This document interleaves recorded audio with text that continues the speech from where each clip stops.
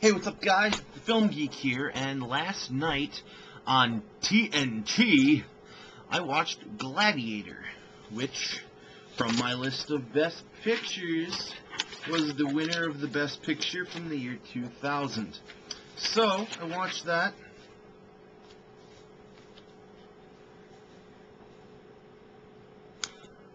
I don't really know if I liked it or not. There were parts of it that were really cool and really well written. Then there were other parts of it that were less cool or very shilly edited.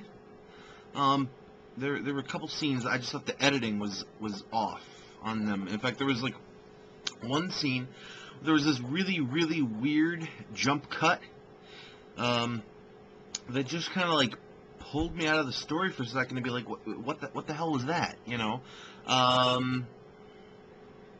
the acting was okay, I guess. Like it was like Russell Crowe. I thought Russell Crowe did a really nice job, but I thought Joaquin Phoenix was not so much of a nice job. I didn't really enjoy his performance. I thought he did, like, I guess he did the creepy aspect really well with the but see, I don't know if he was creepy because he was creepy, or if it was just the whole situation with him trying to do naughty things to his sister that was creepy.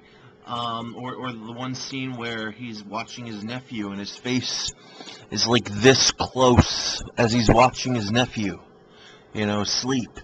Like, you know, that would be stuff that's in the script and has nothing to do with Joaquin's performance. So I don't really know that he was any good.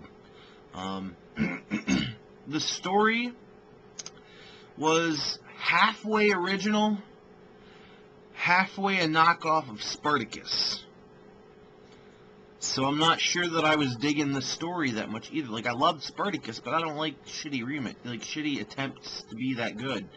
And I don't think that Gladiator succeeded in being that good. I think it was just okay. I'm a little surprised that it won for Best Picture, but then I looked up some of the things that it was up against, and I guess it was kind of the best thing that was there. I don't really know, because there were a couple of movies it was up against that I haven't seen. Like, I haven't seen Traffic, and that was up that year, and then I also haven't seen Chocolat, that was up that year as well.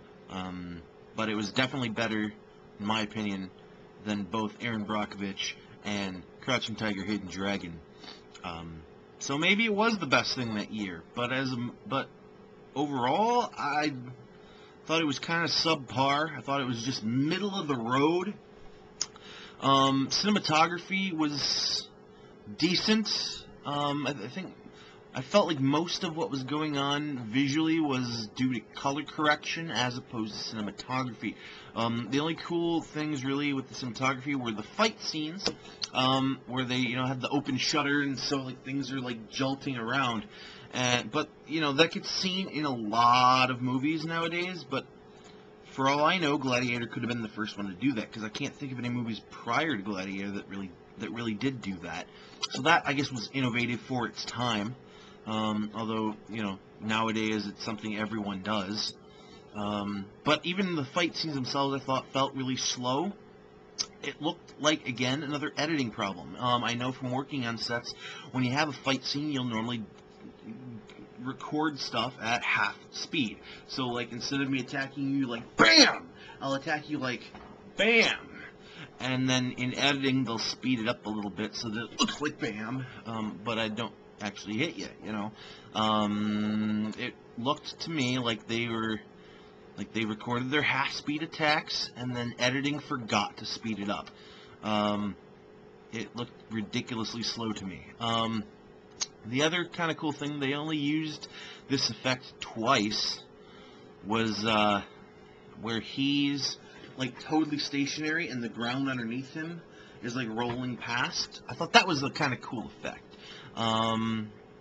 That's something like I've seen. You normally see similar things to that, like You know, they'll put a snorri cam on someone where they're like running down the hall, but they look stationary and everything else moves. You know, it was an effect that started off from Requiem for a Dream, and I think they used that effect pretty well here. Although I would have liked the chance to see it more than twice.